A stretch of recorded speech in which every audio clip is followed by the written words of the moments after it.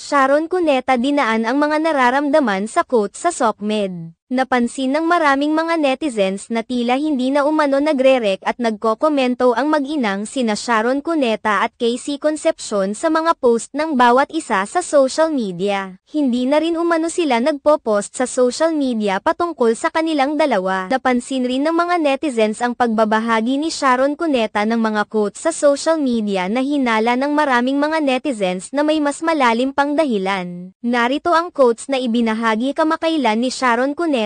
If it feels off, it is. If you feel out of place, you are.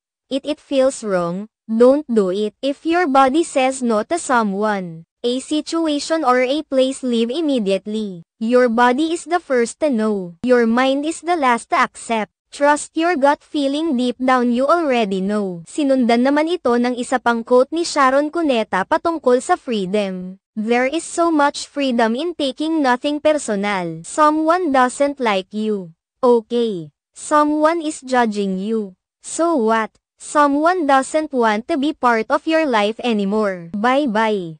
Too much time is spent worrying about what others think of us. When in reality you are the creator of your own life. Marami naman sa mga netizens ang naniniwala na may kinalaman ang mga quotes na ito ni Sharon Cuneta sa kanyang anak na si Casey Concepcion. Muling naging usap-usapan sa social media na muli na namang nagkaroon ng hindi pagkakaunawaan sa pagitan ni Sharon Cuneta at Casey Concepcion, kaya naman tila ipinapadaan na lamang ni Sharon ang kanyang mensahe para sa anak sa pamamagitan ng mga quotes.